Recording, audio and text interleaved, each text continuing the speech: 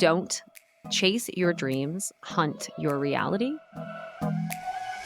Welcome to Working Women Mentor, a podcast that empowers everyday women like you, like me, to share and learn from life's mentor moments. I am your host, Rani Alfers, and in each episode, you will meet inspiring women that understand the power of recognizing mentor moments and how those moments can change it all. These fabulous women are here and ready to share it all with you. So let's dive in.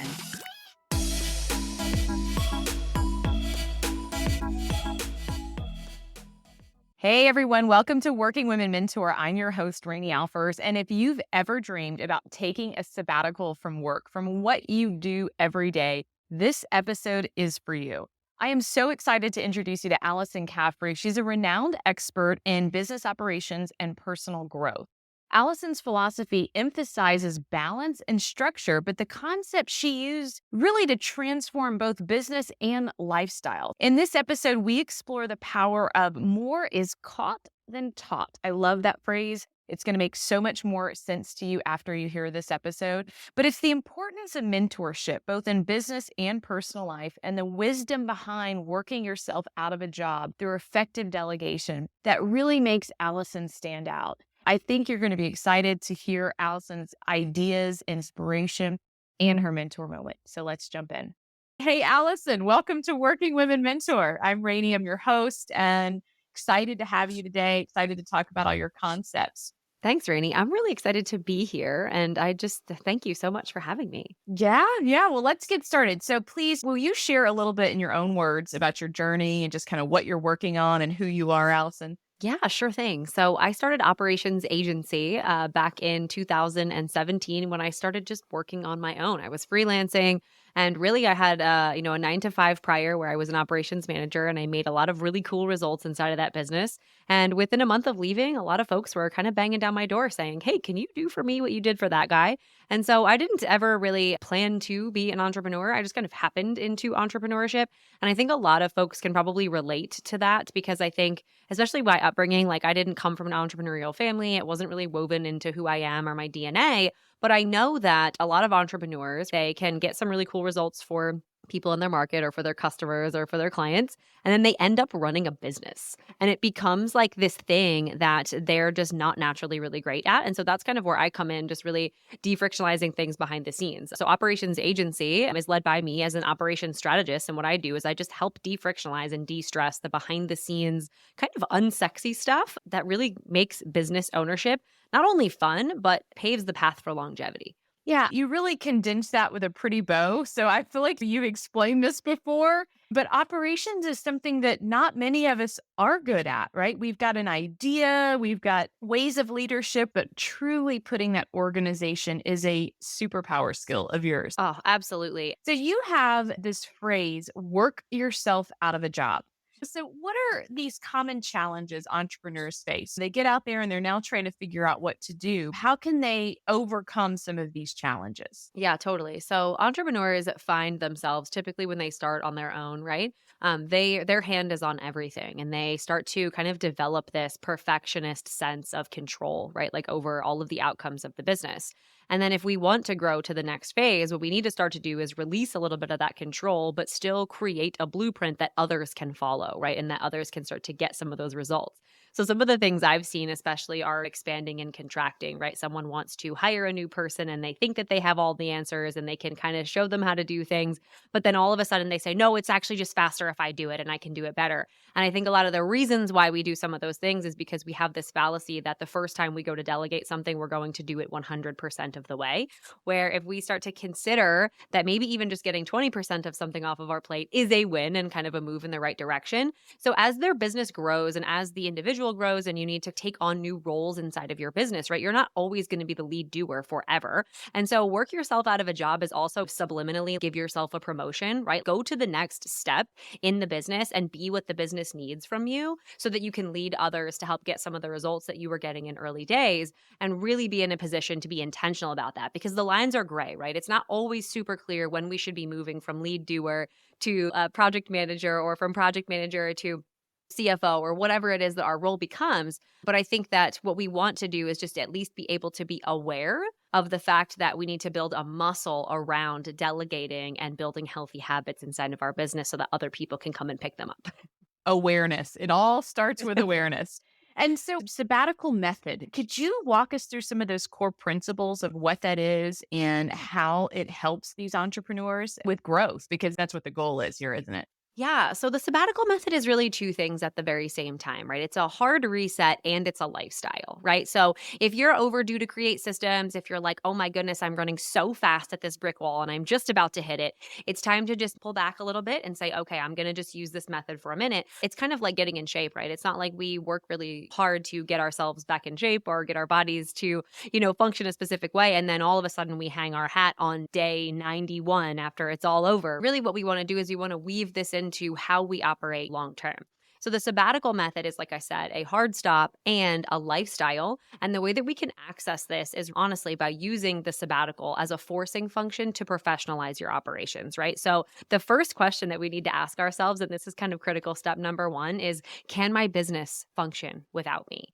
And just even asking that question, to your point, Rangy, brings some awareness, right? It brings awareness to the fact that if I were to be in a position tomorrow where I either have to be apart from my business, whether that's a happy planned thing or whether that's an all of a sudden, maybe my kids need me or maybe my family needs me in whatever capacity, or maybe I need to just take a rest for my body, where do things start to fall apart? And so even just asking that question, the brain does incredible things around trying to solve our problems. And so it can start to create some of those neural pathways that exist when we ask ourselves a prompting question. It can say, okay, well, I know marketing would fail. I know that sales would fail. I know that these pieces of fulfillment would fail. And so you can start to kind of answer the question.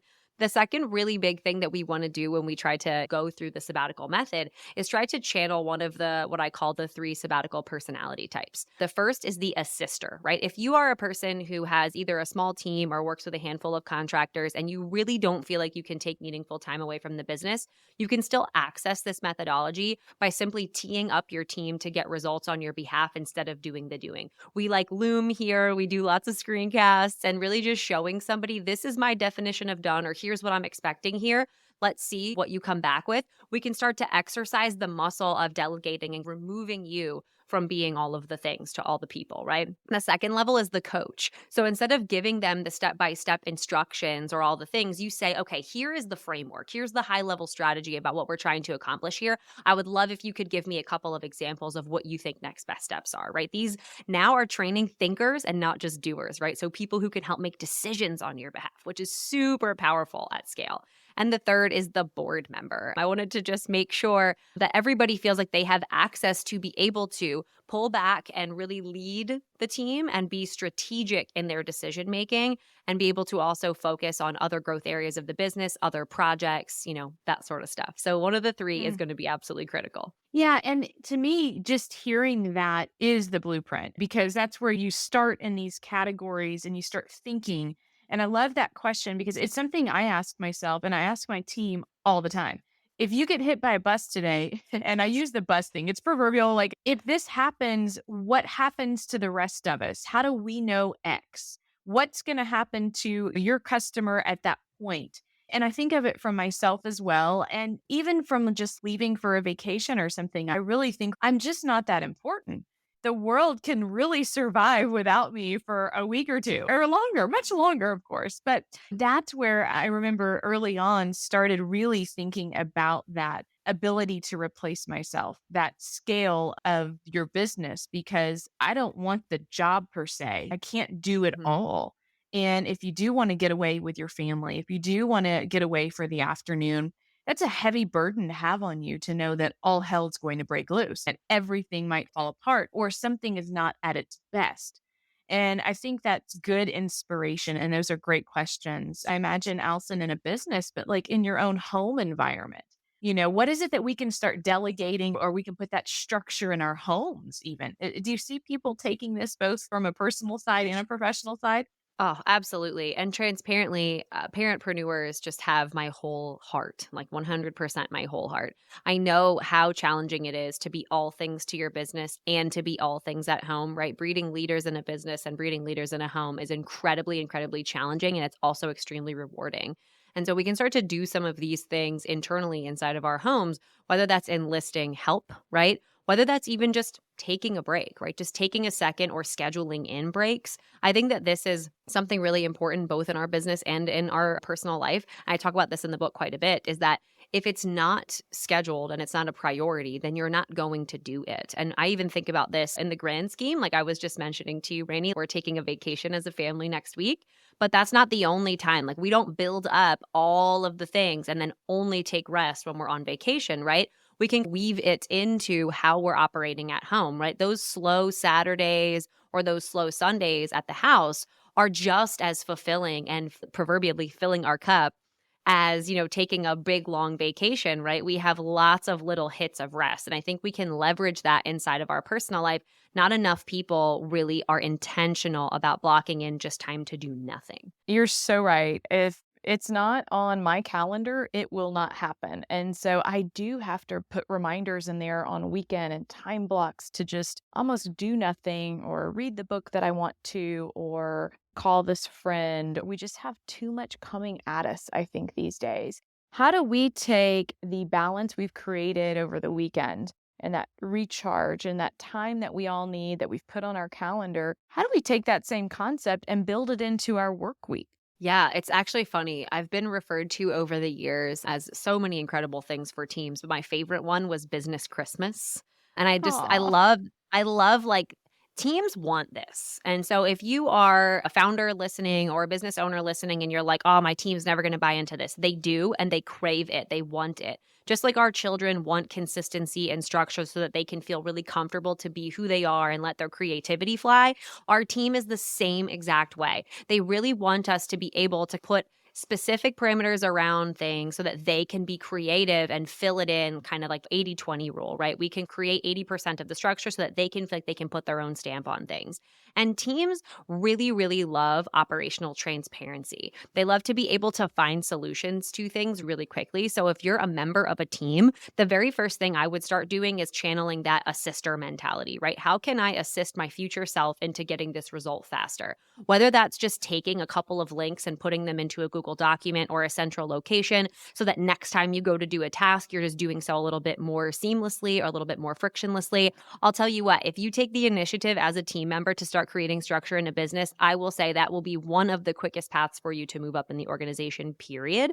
Because if we're talking about personality styles of entrepreneurs and founders, they're just not systems minded. And I love my beautiful entrepreneur clients and my founder clients. But the fact of it is they build businesses so that they can hire people to help them solve those problems. And if you can help solve that problem and defrictionalize their life, then you will be worth your weight in gold, my friend. Absolutely. Amen. Your earlier point that you said is that we just can't be good at everything. We really can't. And look, without these great ideas and these entrepreneurs, we don't have the business to start with. But without the people who understand the operations piece or the marketing piece or whatever it is that you contribute, sharpen that skill, take some effort and step up. And it makes it a better world for everyone. And isn't it nice to have your input into something to see how something is put together? Yes, I see that so much in teams, especially. I listened to something a while back called Expectations versus Agreements by a speaker named Steve Chandler.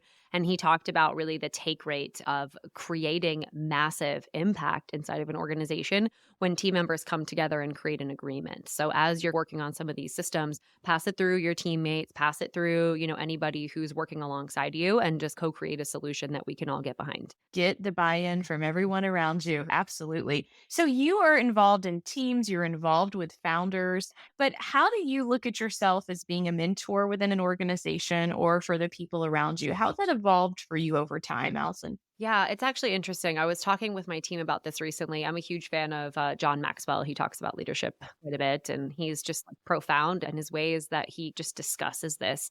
And I think he says it really elegantly that more is caught than taught. And I think that as a leader in my organization and as a leader in other folks' organizations, whether I sat as fractional COO, whether I'm a strategic lead operationally, whether I am actually overseeing a specific project, has really changed since I've become a parent at home, right? And I think even just creating fundamental ways to lead by example inside of those organizations has become a new way that I have sharpened the axe of my mentorship. I work a lot directly with operations managers and DOOs, so directors of operations and OOs to really, really create a process culture inside of a business, right? Instead of just saying, hey, this is something that we all have to do, we can say that this contribution, really lays the foundation for the next level of the organization and we all rise together, right?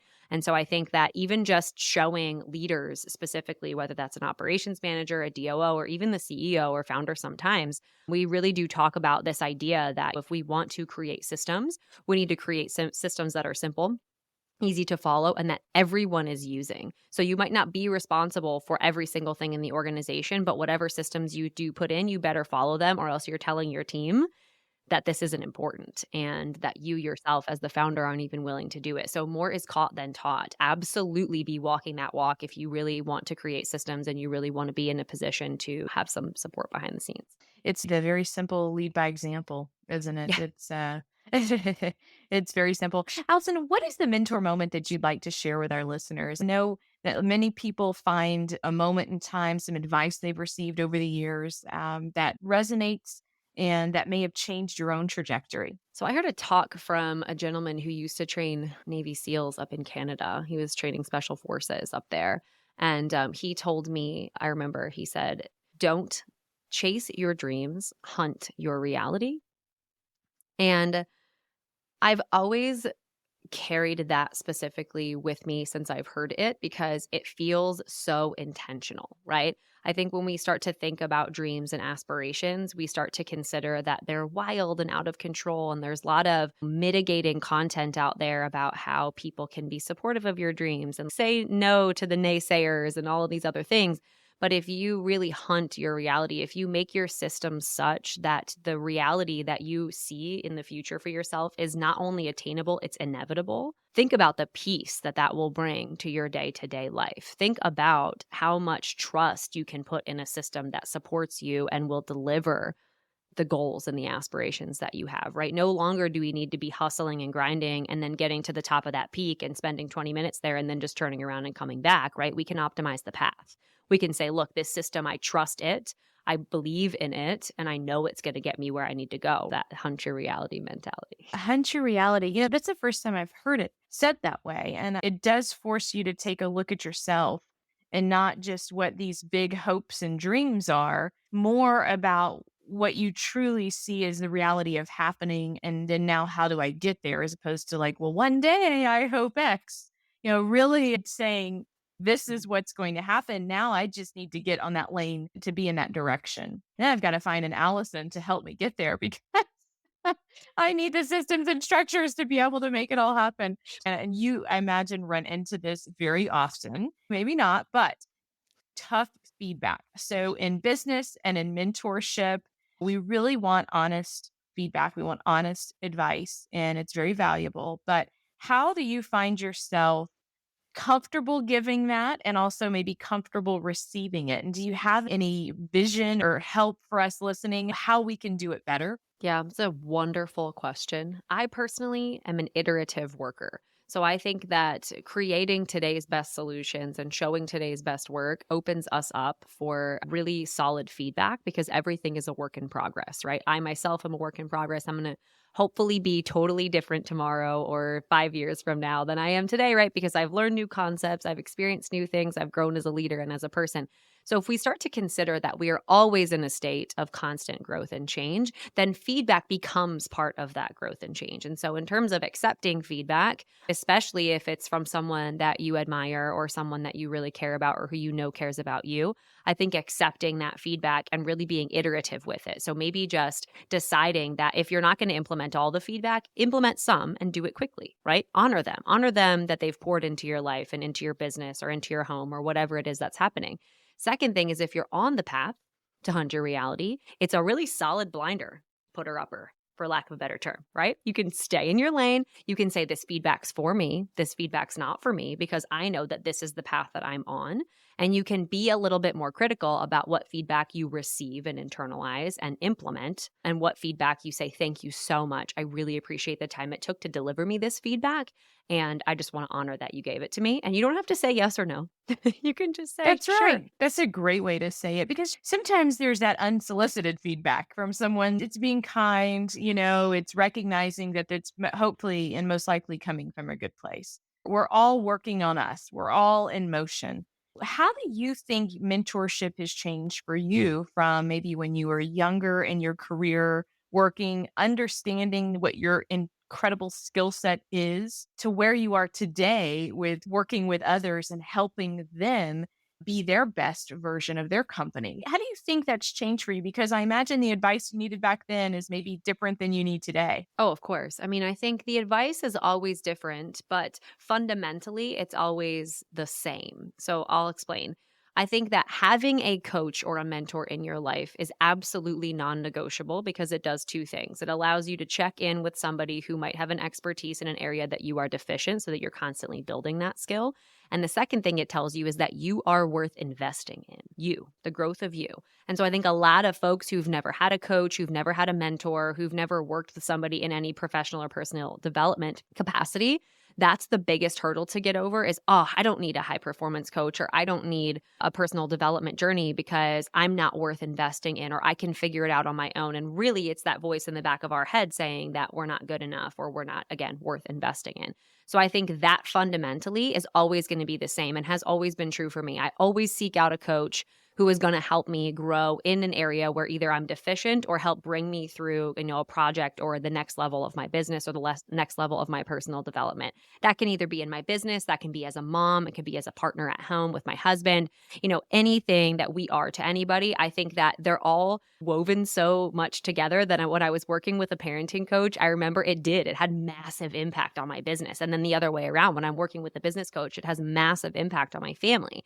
So those things are always going to be the same. I think the things that are going to change is as you grow, you're going to need different input at different places in your life. I always love looking for somebody who's maybe one or two steps ahead of where I want to be, not somebody who's going to coach me from the mountaintop and start screaming down being like, hey, all you got to do is just like get up here.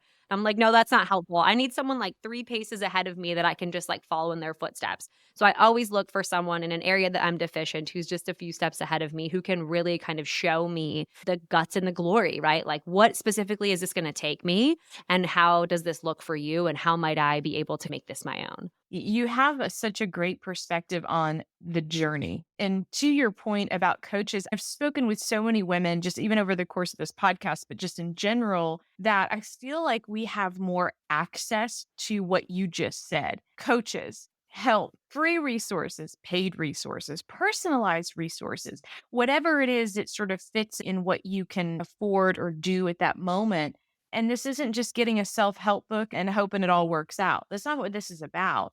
This is about zeroing in on that one piece that you need a little help to get to the next level, the next stage, or to get out of or something or get into something. And we just have so many people out there who have recognized a skill set, who have created a company and a consulting business around it. So if I needed it, I can come to you for that. If you need something from me, you can come to me for my skill set. We just have so much access to it. I hope that everyone does spend a little time looking for what can make and help them to be that next best version. Yeah, I think you've brought up something really profound because I think that because we have access to everything, we might either take something for granted, right? Well, oh, I could always just hire this person at another time because they're always going to be here or whatever. Or we also might have a trust issue, right? I know a lot of folks who are flash in the pan type coaches, and it's unfortunate, but it's easier than ever to start a business and to be serving folks in this capacity, to be a coach, to be a mentor, or to be whatever. And so, really, I encourage those folks who are holding back from finding a coach or a mentor because of one of those two options. Either they'll always be there, or because of the fact that maybe you have some, kind of trust around what's available and what the skill set is of the person that you're looking to invest in. I would say that, again, if we talk about the fundamentals, investing in yourself, that action, whether or not that person is actually going to fulfill on their promises, is actually beside the point. Getting started and building that muscle and really reinforcing the thought that you are worth investing in, I think is worth it, even if the coach doesn't show up to one coaching call. or the You mentor are doesn't worth it. provide any mentorship. You've taken the first step. Don't worry about what they what they Yep. do wrong, right? You can't control anyone else's actions. That's true. That's so true. We ask all of our guests to send out a quick message or two to friends and say, "Hey, how would you describe me? What would your own words be?" Because we only get to spend a few minutes with you or we get to spend this time. So, did you have a chance to put a message out to the universe and what did you get Oh my back? gosh. Actually, it's funny. So I got one back from my publisher. Shout out to Timmy Bauer at Big Print and Dinosaur House Publishing. So he said if I had to describe Allison on a podcast, I would say lightning response time. I just honestly my email, I'm just like, "Yep, solutions. Here we go. Let's do this." That's a fair assessment. Your cadence and your agility to navigate through a question and get to the other side of it is fast. It really is. But it's also what you're saying means something too. You're not just making stuff up, right? You give some valuable information. You might be making it up on your end, but it's valuable. And you can tell you have a real passion for finding those solutions and for actually helping people too. Thank you. I really appreciate that. That was very kind. Where can everyone find you, Allison? Where can they find your book? Where can they find you and support your business? Yeah, everything's at operationsagency.com. I've got the book linked up there. You can snag a copy, if you're really struggling to work yourself out of some of the core functions of the business. We also have a YouTube channel, which I super duper love. It's free content. It's called 3 Minute Ops Tips. I love it because it's just like you just said, Rainey, right? It's really quick solutions to what seem like complex problems and just quick takes on how we can operate at least a little bit better today. Love it. Love it. Allison, this has been wonderful. I really appreciate your time sharing your mentor moments, sharing your tips, and getting everyone thinking about working themselves out of a job. Thank you. The pleasure was mine. I appreciate it.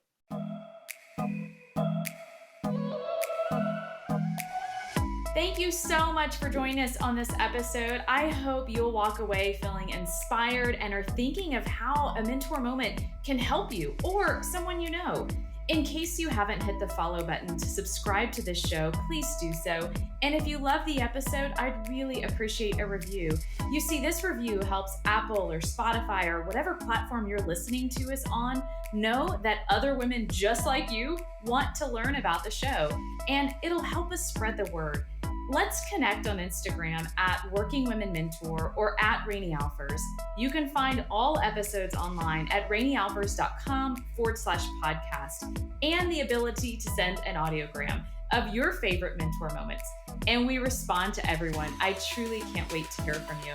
Check back weekly for new episodes and cheers until the next episode.